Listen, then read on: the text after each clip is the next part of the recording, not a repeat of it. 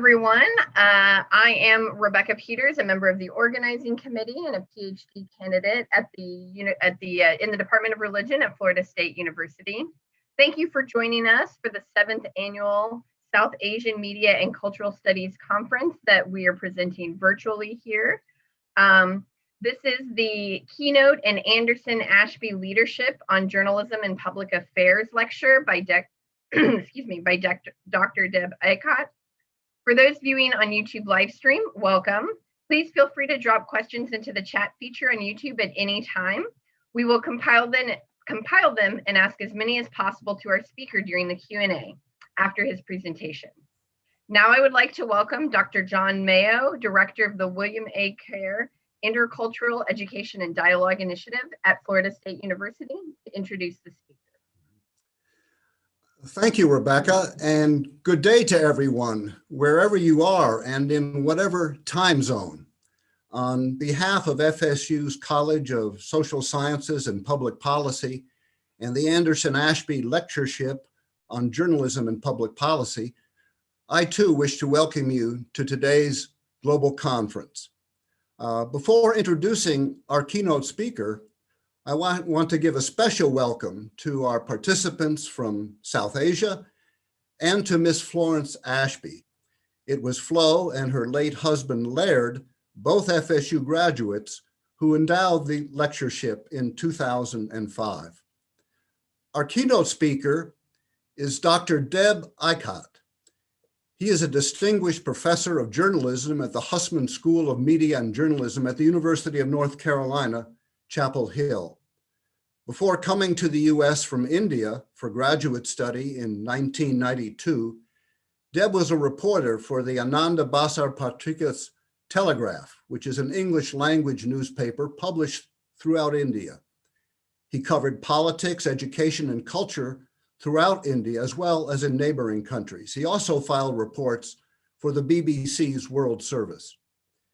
Deb's current research focuses on how people in South Asia blend their media consumption habits across multiple platforms to reinforce their own opinions and to close out dissenting ones. You will hear more about such habits in his lecture. Deb's most recent book, entitled Agenda Melding: News, Social Media, Audiences, and Civic Community, was published in 2019. It marked the 50th anniversary of the seminal agenda-setting studies that were conducted at UNC in the late 1960s. In addition to his scholarship, Professor Eichott has been recognized as an outstanding teacher throughout his university career. In 2003, he was named the National Journalism Teacher of the Year by the Scripps Howard Foundation. He currently serves as Vice President of the Association for Education in Journalism and Mass Communication. The AEJMC, which is known to many of you, I'm sure, is one of the field's premier organizations, and he will become president of its next year. The title of Deb's lecture this morning is Media Platforms for Pride and Prejudice: Triumphs, Trials, and Tribulations for Journalism and Public Affairs in South Asia and Beyond. Deb, welcome to FSU and to the conference.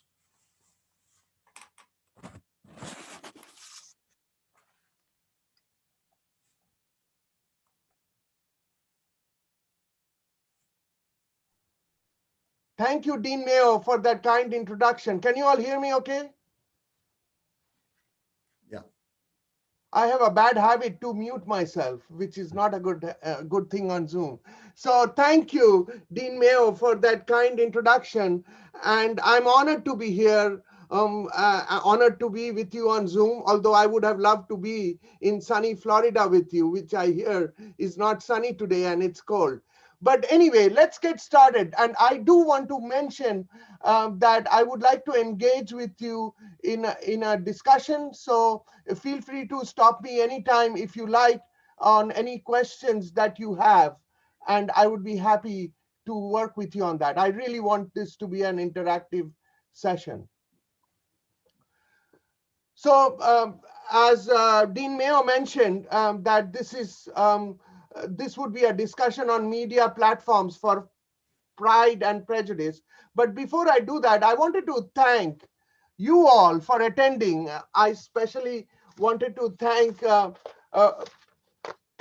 Dean Mayo, Professor McDowell, Miss Florence Ashby, who is here, Mr. Bevav Divanji, who has been working with me. He writes perfect emails. I mean, you should read his emails to understand everything. We communicated on email throughout this lecture, and Miss Rebecca Peters for chairing this session. So without much ado, let's get started.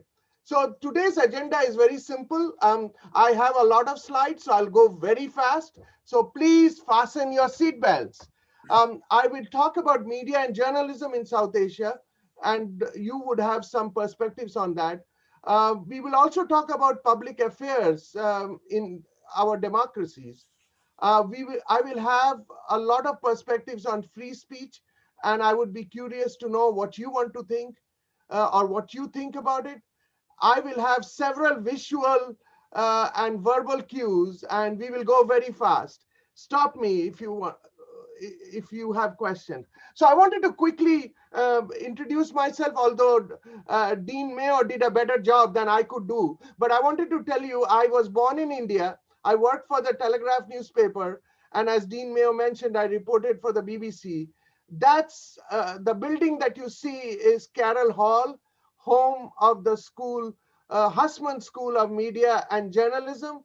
It is empty now because of the pandemic, but from Monday we will begin in-person classes. Only 18% of our classes are being taught in person. My wife and I became an American citizen in 2003. And as American citizens, we vote every time. So if you look at my career, I was born in India, a largest democracy in the world.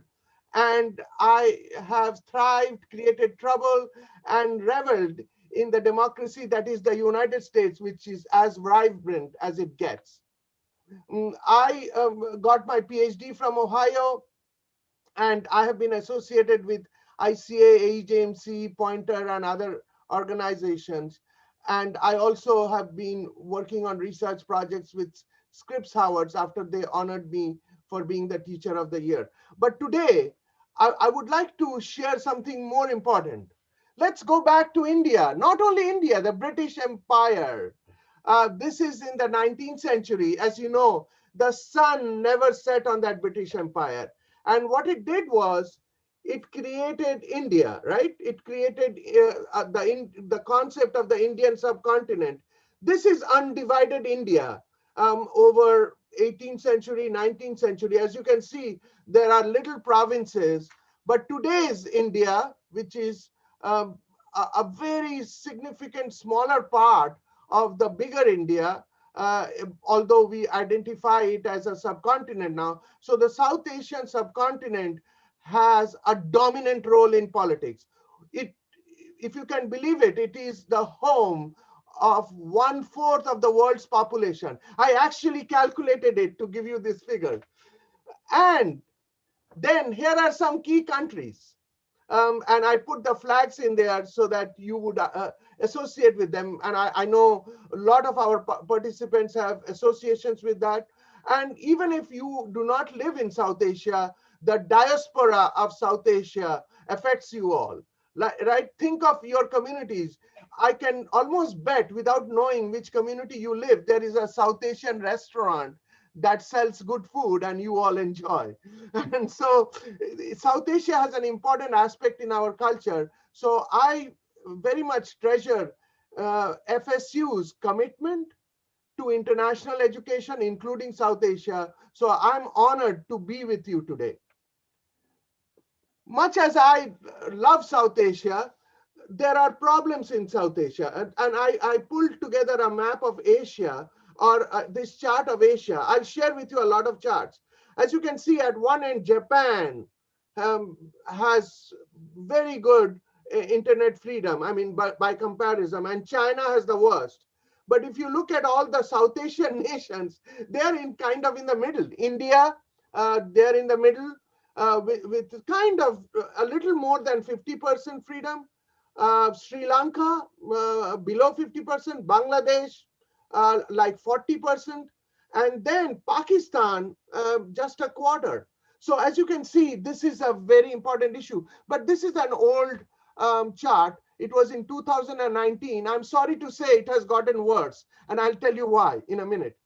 So, and maybe because of these people, these people rule India in a way, India and Pakistan, um, Sri Lanka, Bangladesh.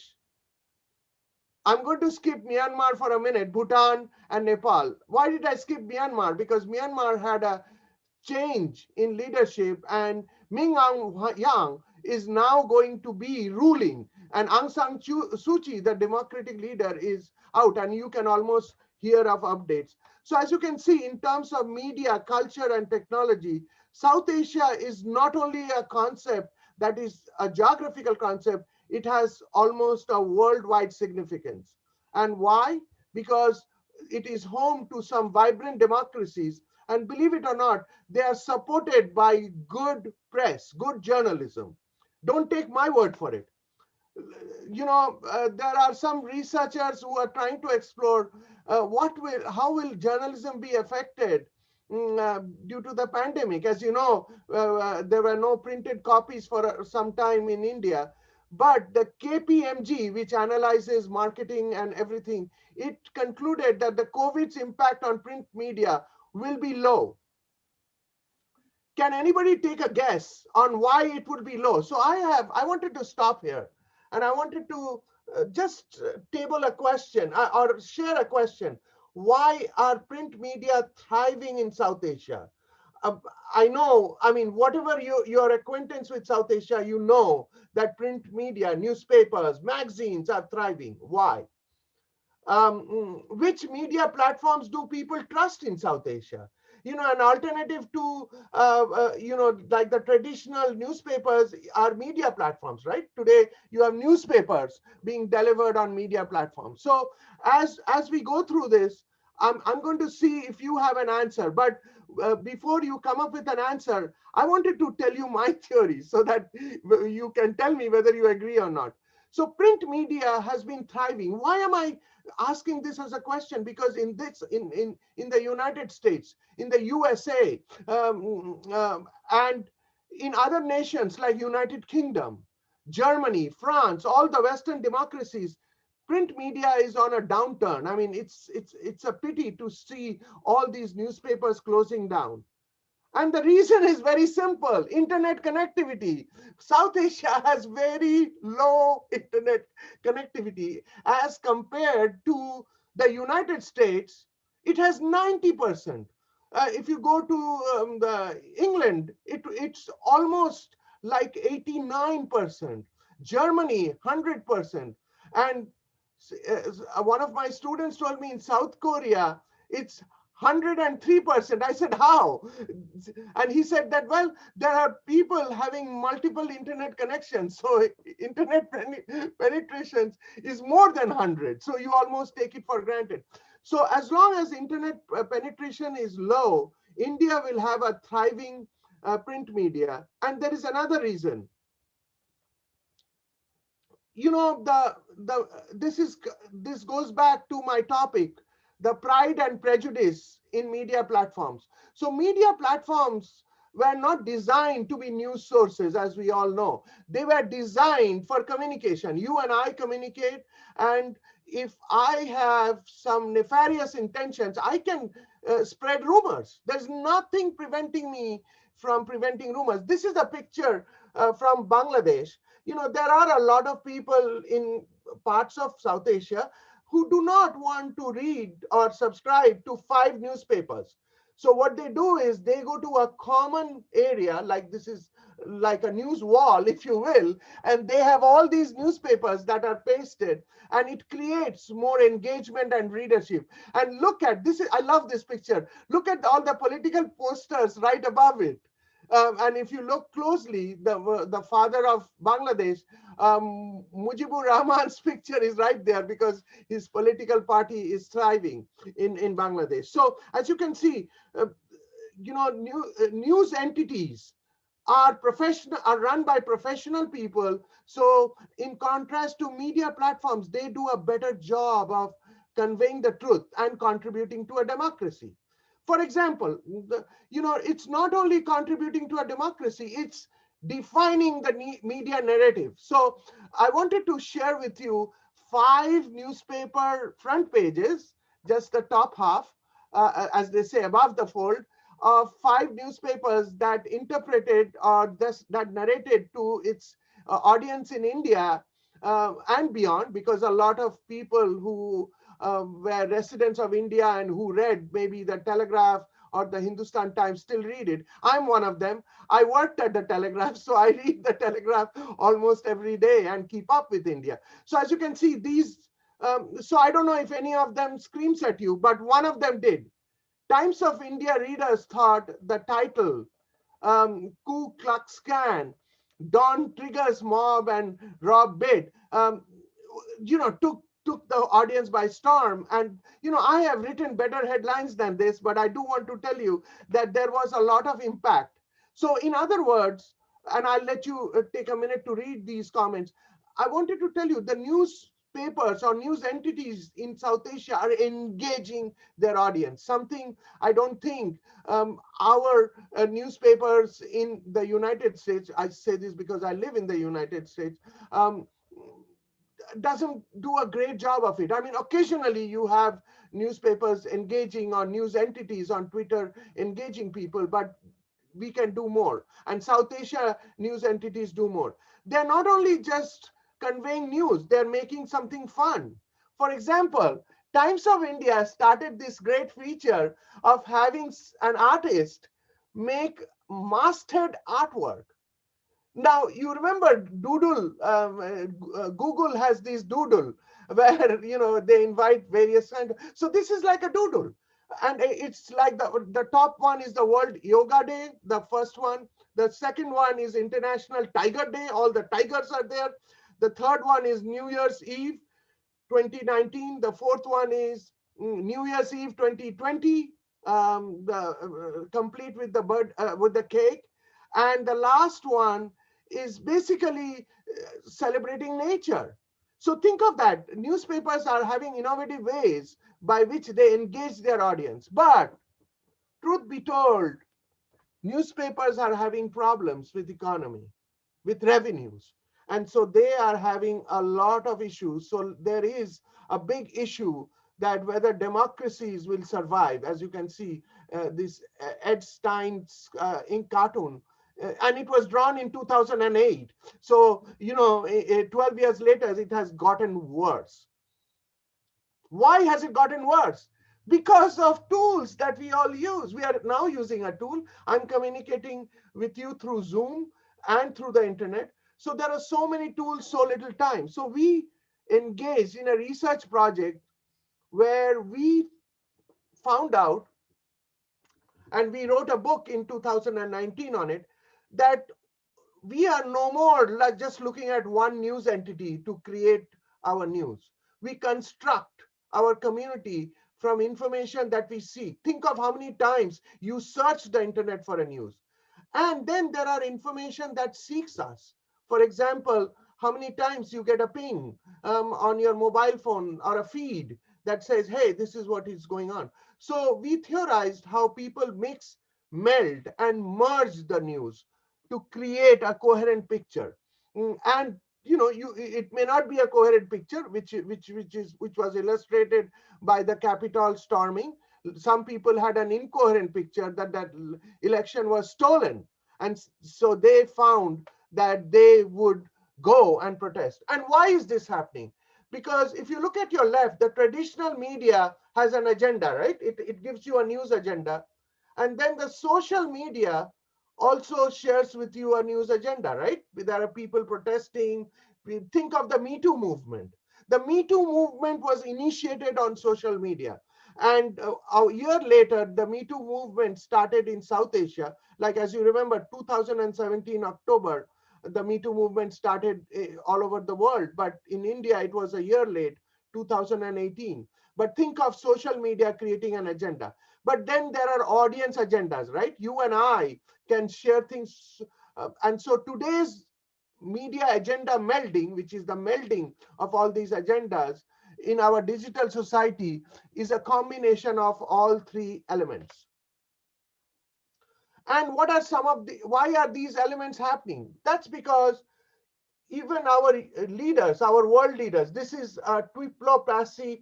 By the way, if you are looking for research ideas, Twiplopacy, which is a PR company, Burston, Cohen, and Wolf, they were Burston Musteller. They for about 10 years now, they have analyzed how world leaders are using tweet. And I wanted to draw your attention not to all the world leaders, that's important too, but look at um, Pakistan's Imran Khan at the bottom. He has 11.8 million followers, and he has had 22% follower growth. Not to ignore Narendra Modi from India. Narendra Modi has 57.9 million followers. So now that Donald Trump is out of Twitter because he was banned, Narendra Modi is among the leading voices on Twitter. And not only him as a personal voice, he has also, as you know, the PMO India, which is towards your right. And he basically rivals the Pope. So think of that. Even the Pope is on Twitter trying to share his ideas and things of that. And towards the bottom right is Queen Raina. Queen Raina is from Jordan, and I would encourage you to see her. And she's, of course, not in South Asia, but she has motivated groups of women. She has empowered women to be leaders, and it's amazing what she has done. So anyway, as you can see, you don't need the news media anymore. You can have your own Twitter channel, as these world leaders are doing, and they have their own. But there's a problem. Um, so some of these tweet followers are fake. Donald Trump had 37%, Narendra Modi had 60%, even the Pope had some fake followers. And it is not only the world leaders having fake followers. Taylor Swift, the singer, she apparently has 85.6, it's more now, I definitely know that. And Kim Kardashian, they all have significant fake followers. So this, as you know, as I said, this is a media platform that is sharing both pride and prejudice. Prejudice because somebody is trying to give you a fake image to feed a prejudice. And of course, we have world leaders who share insults. And as illustrated by this New York Times study, Donald Trump had so many tweets by which he was either announcing public office things or he was insulting people. So these are not my words. 598 people, places, and things Donald Trump had an interest, and in most cases, according to this New York Times analysis, he had insulted. So the world leaders of South Asia haven't resorted to this insult, but I wanted to share with you. So that brings me to some important lessons learned. And so as you can see, in our world of digital space, we have to be our own media channels. Look at the top brands, look at the world leaders, each own their own media platforms. And the best brands lead the narrative. This is a good time to talk about it because this weekend, Florida is celebrating the Super Bowl, right? And you have ads that define the brands. And think of that. There is a famous company, as you know, for 37 years. Budweiser has had Super Bowl ads. This is the first time Budweiser will not have a Super Bowl ad because it will use that money to promote vaccination. Budweiser wasn't very quiet about it. They made a promo video saying that, hey, we are donating that much money. So as you can see, we have to be our own media channels, and that's how you can control, or not that you want to control, but you can define your media narrative. Why? There's another element to it: storytelling. Storytelling has become the root of all influence. What did I tell you about Budweiser? I told you that they, for 37 years, they have had ads in the Super Bowl. but you were curious to know why they did not. So I told you that, hey, they are now taking care of vaccination programs and they're going to fund vaccination campaigns, because as you know, a lot of people, they do not want to be vaccinated. So that's storytelling. That is associating Budweiser with a good campaign. Why are stories important? Because a powerful story lasts forever. Inform and influence your audience with the power of a great story. So Budweiser, just to give you an example, are not going to promote frogs. Now you can replace the word Budweiser with any entity, any people, place, or a thing in South Asia, and you can relate to that. In fact, this theory is so robust that you can apply to any part of the world. That brings me back to South Asia. South Asia, as you know, has had a very vibrant presence in every aspect of our lives, whether you live in South Asia or whether you are in a community of people who are from South Asia. That's because there is a very involved group of people who are very global, and I just wanted to share this um, little graph with you. This chart illustrates how many students from South Asia just come to the United States. Think of that. There is a surging group of people from India. 2000. Why did I pick 2019? That's because that was the time when we had an upswing. After 2019, it has kind of plateaued because of visa policies. But look at people from Pakistan, Bangladesh, Nepal, and other countries coming. In fact, the Access Now did not have data on Sri Lanka and other countries. Otherwise, we could have included that. But think of that.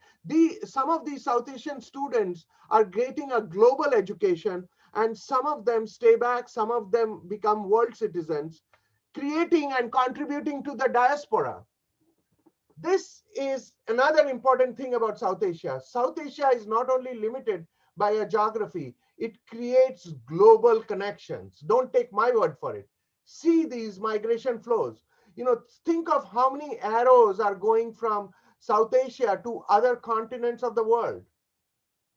And think of that, they're all going to democracies. There is no arrow to China, I wanted to respectfully add. There are very few arrows to South America because of the language issue. But most English-speaking nations, including Australia, Canada, and US, have a large population of South Asians who are migrating to those nations. And as you know, UK was the initial nation. Even Mahatma Gandhi, he went to UK to study law, and then he went to Africa. And then, as you know, South Africa has a great and a very significant, if not dominant South Asian population. So I wanted to end by sharing with you an initiative that we started. And I'm very proud to say that Mr. Vaibhav Divanji, Professor Steve McDowell, and Dean John Mayo, they all have been very good supporters of it. I realized in 2015 that we have so many people coming in from South Asia, having an interest in research in South Asia. So in 2015 at AGMC, we formed the South Asia Communication Association. As you can see, it represents a joint effort for media and communication scholars and practitioners in South Asia and the South Asian diaspora worldwide. By that phrase, we now include the whole world. So we bring together people from these countries, as I outlined. And that brings me to a final point about governments shutting down the internet. Now, at some point, maybe during the question answer session, I would like you to share if you feel that can governments shut down the internet? And does censoring media lead to better public affairs? This is a whole initiative. I know FSU has a great initiative in public affairs, so I wanted to touch upon that. I know several public affairs scholars are in this session, so I wanted to touch upon that. But let me share with you my perspective or my observation. So look at this little chart. This is a little outdated. In fact, it was a good chart last year because it was tracking 2019 data. But you get the point. India had 159 instances of internet shutdown. If you are wondering what an internet shutdown is, the internet shuts down just like a power shutdown. And Pakistan had 19, Iraq had 8, and all other nations like Syria had 8, Turkey 7. Um, so why and India has had a problem with internet shutdowns, and it's not only India. Think of Burma. To your left is a picture from Kashmir. A Kashmiri journalist or a group of them says they have been against, they're protesting against 100 days of internet shutdown. I don't know about you. I cannot even survive 100 seconds of internet shutdown.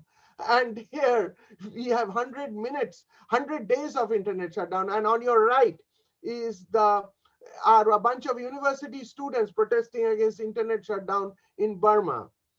And as we go through this, the reason I shared with you about Burma is because as you know, the moment the coup happened, they cut telephone lines, they cut communication because that's the way the government deems it fit to control. So I wanted to end my lecture here because I wanted to get to the best part or to the better part of you all asking me questions. So I'm going to stop sharing. Thank you for your attention.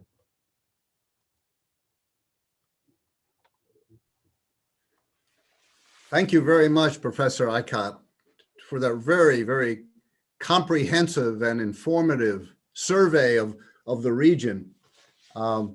Thank you for anchoring the discussion in the future of democracy, which is one that not only countries in South Asia, but indeed in the US are now confronting as well. I don't see any questions yet. Perhaps from my colleagues or from others who are here with the, you can proceed, but let me ask you about regulation. It struck me that India was, far and above the number of shutdowns of the internet. But what, in fact, does that mean? Were these temporary shutdowns? On what basis was it a countrywide or regional action? Just what happens during these shutdowns in India?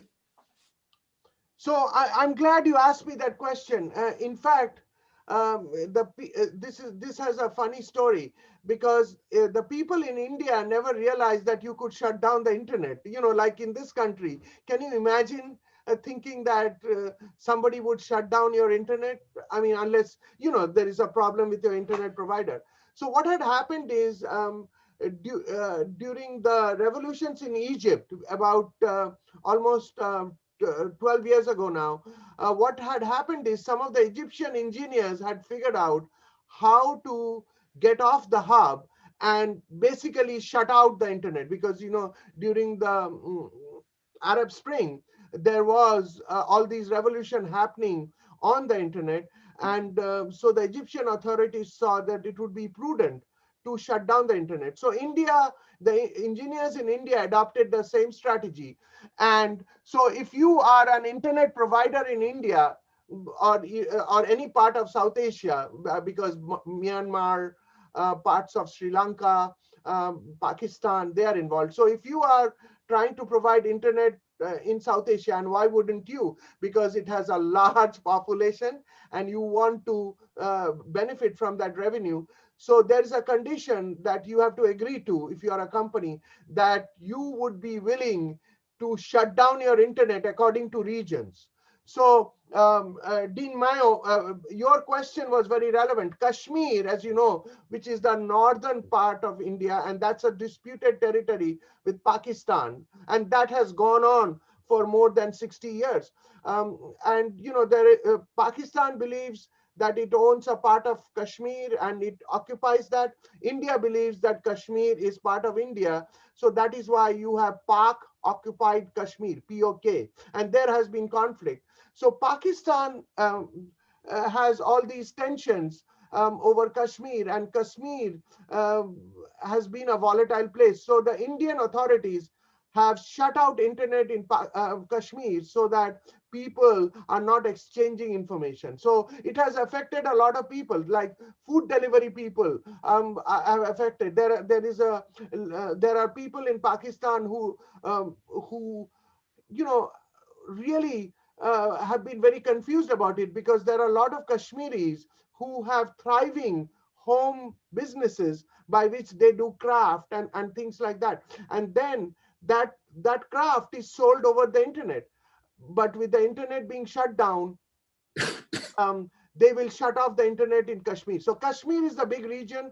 Anywhere in India, if there is a riot, like for example, let's say in parts of Uttar Pradesh, that is one of the largest states in India. If it has a race riot, they would shut off the internet. And lot of people, like there was an internet shutdown in Gujarat, and there was a lot of people who filed cases, um, questioning this internet shutdown, and the court ruled that it's legal. If the government wants to shut down the internet, it can. And the reason the government officials said was, we wanted to protect peace, and that was one of the reasons. So breach of peace is one of the clauses by which you can shut down the internet. Well, as you point out, people in India, throughout South Asia, throughout the world, are now so dependent on the internet, day in, day out, for everything. What is the reaction of the Indian public? This is a question submitted online. What is the reaction of the Indian public, the audience, when the internet is just shut down arbitrarily or not? So, and what is the reaction of the audience? It's of shock, right? So, if you are a smart internet user in India, you have two backups. One, you create a VPN account by which you use your mobile connectivity to communicate. So that's one big reaction. Just like, when I was growing up in India, India would have a lot of power cuts. And so we would have little lanterns or a generator or a battery operated light where you could study. Now, to be honest with you, the reaction of the audience is of absolute disgust. So that is why a lot of people have protested that. And there is another segment of people who are activists who have set up little observation points online, or to create world awareness about it. So there is almost a shutdown tracker where you can find out how many shutdowns have happened. Like today, if there is a shutdown, you would find it on the internet tracker, internet shutdown tracker. And as I said, this is a global trend, but South Asian nations have used it to, I would say, good effect. And this is a very important public affairs issue, because as you know, the internet is now an important element of conducting public affairs. So if you shut down, you're not only shutting down communication, you are shutting down business. So yes, the public reaction has been of absolute alarm. And the authorities have been very high-handed about it. When they shut off the internet, that's it. They are not going to relent. The only exception is, suppose there's a riot, and when the riot tones down, they would open up the internet. But it's been increasing. It's been an increasing problem, much to the sadness of the people around the world, that how can India, which is a cherished democracy, would do this. Yeah. Has this become a politicized issue in India? I'm thinking of opposition parties to Mr. Modi, for example. I know he is sensitive to criticism. How much of the shutting down is outright censorship of criticism toward his government? And are there countervailing forces? Well, that's a good point. During the farmer protest in India recently, I don't think they resorted to internet shutdown. So I don't think it's only to scuttle criticism.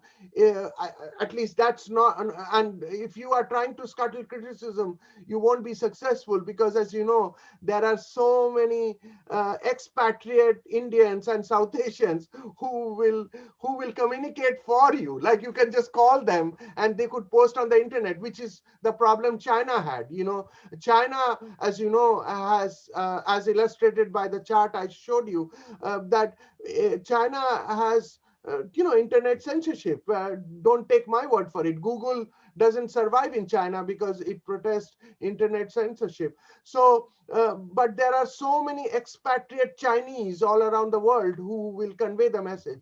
So it is not to scuttle political dissent, because if you are censoring the internet in a region, it affects the ruling party, the BJP, it affects the Congress and everybody. It is just to stop the communication because, as you know, as we all know, media platforms are now being used for rumors, like on Facebook or on Twitter. It's that has been like a stream situation for lies. Like there are people, even YouTube. I mean, there are conspiracy theories on YouTube. So I think the spirit of censoring the internet in those regions is to stop people from communicating.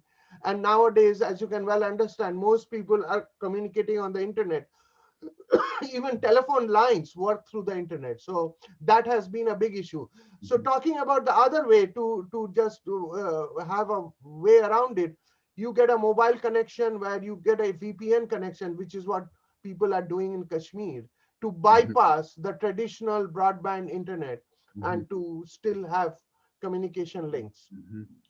Well, as you know, in the US right now, the regulation of the internet and providers is, very, very intense and has been politicized for some time.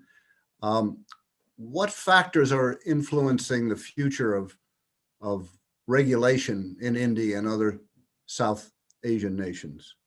So at some point, I think there will be a situation that there will be an intervention from the United Nations or some world body where, and truth be told, the US has not, as you know, the United States, um, in terms of fostering freedom around the world, always tries to censure nations. For example, the United States is censuring Myanmar for all the political coup. So at some point, people in India and other parts of the world are hoping that there will be a censure against India and there will be enough public outrage so that India will find it wiser. Because if you can even think of 555 internet shutdowns, that's too much. It means it's happening so many times. Now, of course, that's not in 1 year, but as you can well imagine, for regions that are affected, you really can't rely on communication, and we depend so much on the internet. Mm. You said at the outset that India is still a newspaper reading country. And my colleague here, Sneha, raises the question and points out that Bangalore still has homes buying at least 3 newspapers a day in spite of good internet accessibility. Why is that? Why is newspaper reading so ingrained in now still? So believe it or not, India is home to one of the largest reading population and largest English reading population. So Bangalore actually has 8 newspapers. It has 3 English newspapers, which is because Bangalore has this cosmopolitan spirit. And this is something I have tried to analyze, and I have found 3 predictors to this. One is, as I mentioned, low internet prediction. So that Sneha would agree on that. The second is the average Indian has grown up with a newspaper reading habit. They get the newspaper slipped under their door, and they read the newspaper. Unlike this country, I find a lot of newspapers lying on the driveways. At least I used to. Now people have stopped those subscriptions, and nobody has read them. So that's the second reason. The third is, as you know, life in India, like life in the Western democracies, start very early, like 8 o'clock. People are rushing their children to school and stuff like that.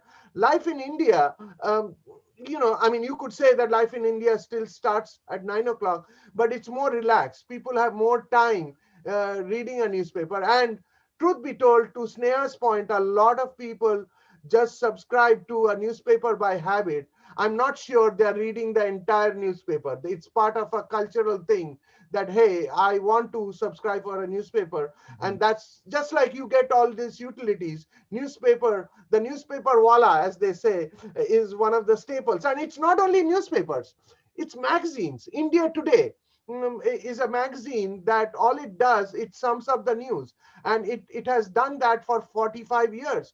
Now, India Today is so popular that it is translated into 12 languages. And, a part of India Today has now, revealed important things. But India Today started as a summary of news. I mean, it was almost like an imitation of Time magazine and Newsweek. But think of the large media entities that India has. Living Media not only publishes one of the best news magazines, which is India Today, which is in Hindi and other languages. It also has reprints of other publications, including the Harvard Business Review, and those are magazines. Cosmopolitan. All of these big magazines now have leased or has contracts with Living Media, which is the publisher of India Today, and they also own the Thomson Press, which is one of the best printing presses in India. So what I'm trying to highlight here is there's a culture of reading printed matter. And as we discussed, that a lot of people do not have access to social media because the internet connectivity is low. But even if they do, they are not engaging with social media as a news source. This is what has happened in this country. In this country, people have given up the newspapers, and whenever they want news, they go online. And they go online through their mobile phones to access the news. Now, India has its whole host of blogs and other things, but most people in India still love the pleasure of reading like a printed paper, because they also have, like we all have, online reading fatigue, right? Your eyes get tired at the end of the day. So that's a long answer to Sneha's question, but that's a great question. Well, we have a couple of questions now, I think, touching on another important point you made, which is about the Indian diaspora and the size of it, the influence of it. And a question from my colleague Vaidab is, what role do South Asians living in other countries play in media conversations and coverage? Well, I think the answer, let me answer it at two levels. You don't have to take my word for it. Think of how many people from South Asia are involved in the politics of this nation now. We have governors who are of South Asian descent, and the Biden administration now has more people from South Asia than any other administration. Like there are people who are part of Biden's legal team.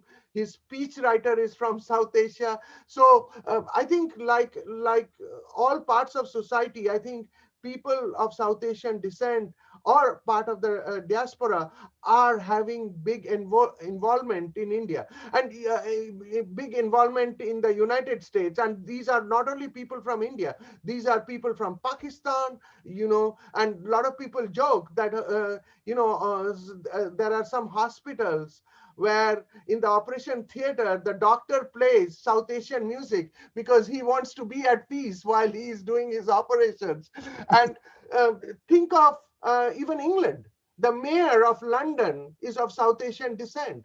Think of other parts of this world. So, and if you look at even this country, to address Vaibhav's question, I know last year we had Radhika talk about the South Asian journalists. So there are, in this country itself, there are a lot of journalists who are of South Asian descent, who are very involved in journalism, because they grew up in a family where it treasured journalism, it was keeping up with things.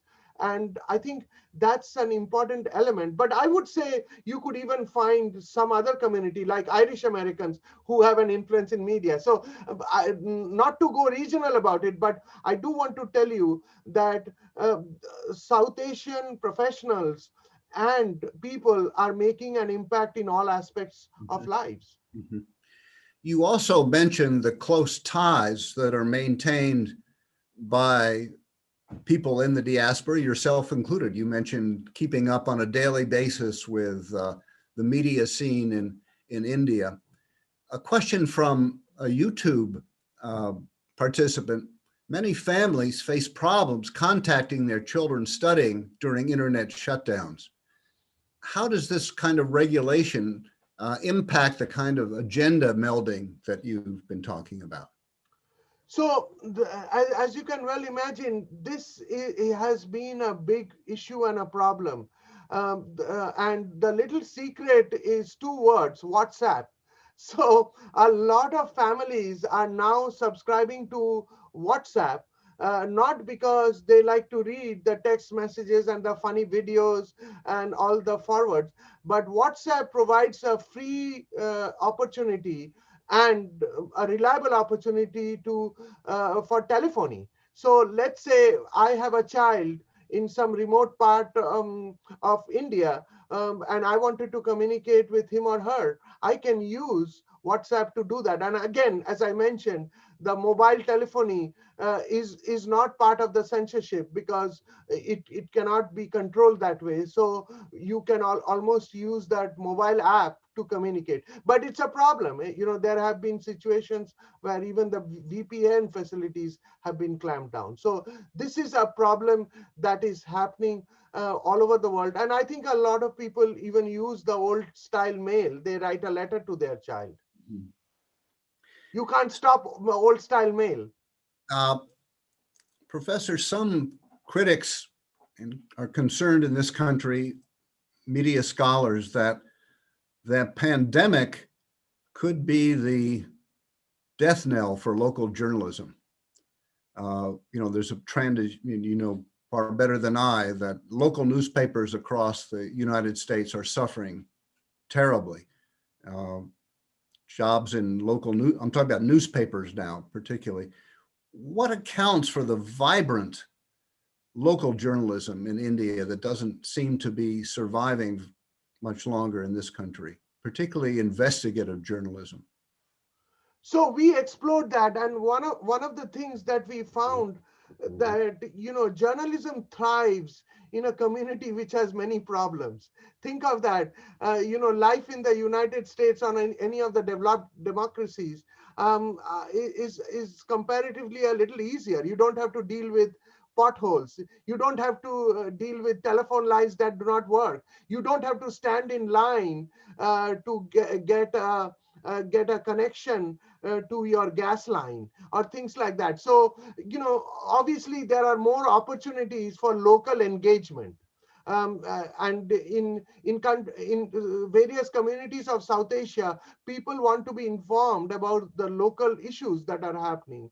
And in developed democracies, like think of FSU, you have a very vibrant newspaper and news entities like television studios, television stations that are sharing the news. But beyond what highways are closed or beyond the local crime, people are not very engaged with the local news. But still, think of the local entities. Whenever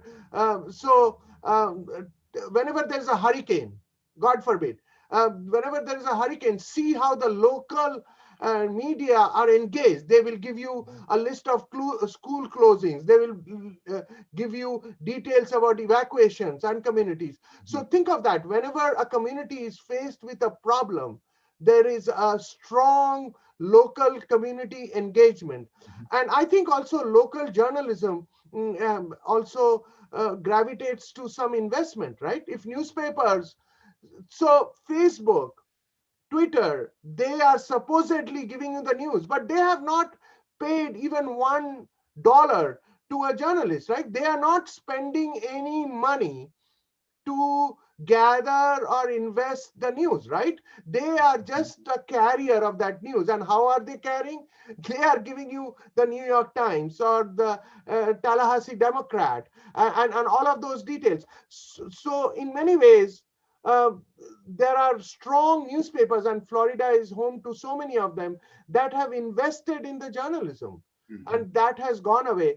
But I think the second response I have is, although the news, people are doing away with newspapers because they are not reading, people have not lost interest in news. The pandemic is a great example where people are still engaged. Think of how many times we have gone to a dashboard that is not hosted by a news entity, maybe that's hosted by a university like Johns Hopkins. Like, of course, you may go to the New York Times dashboard, or you may go to the CDC dashboard. Now think of that. That goes back to the agenda melding theory. Today, because of technology, we have empowered all entities. Like, think of a university like at John Hopkins. They developed this whole dashboard. Now it has a global audience. No news entity can boast that. Now New York Times does that, but New York Times also wants you to subscribe, and that's how it gets its money. So I think if you think of it, you have to be very innovative to engage the audience. And newspapers or news entities that have been successful in engaging the audience have are earning revenues. And so that has been a big shift. So New York Times is getting all of these revenues not from advertising, which is the traditional model. New York Times gets it through subscription, and that has been happening since 2014. And 2016, it started the whole effort of giving free subscriptions right after Donald Trump was elected, because they found that people were engaging with the news. And they found, to their utter surprise, in a year, they were having more digital subscriptions. So most newspapers are now aiming for that. But that also doesn't deny the fact that there are a lot of bloggers who are creating some revenue by involving the audience and things like that. But I think there has been a whole democratization of the media. So today, you don't have to own a big printing press to be a new news provider. You could create an internet account or a blog, a Medium account or a blog account, and you could be a disseminator of news and commentary. And that is what is happening. But I think there has to be a shift in the revenue model, because I don't think, if news people are not buying or engaging with news entities, the traditional news entities, journalists will have a job. And don't take my word for it. For about 12, almost 15 years now, journalists have had to move away from their newsrooms because newsrooms shut down. There certainly is a democratizing impact with the spread of so many platforms and so many different medias. But returning to your very first point in your lecture about the role of media in sustaining democracy writ hold in India, are you optimistic about India's democracy, and what role will the media play going forward? So I think, let me answer your question in two ways. One is, you asked about India. I think of all countries in South Asia have a vibrant democracy, depending on the day you want to talk about it. Pakistan is led by a cricketer who has very popular appeal, and he is very suave, and he can communicate. So, but what happens is all of these nations have big issues, like Bangladesh. Bangladesh has a vibrant democracy, but there are issues where the military kind of invades. What happened in Burma? There were things in Nepal, not a coup, but near to a coup, where the prime minister's family had almost a meltdown. Sri Lanka, another country.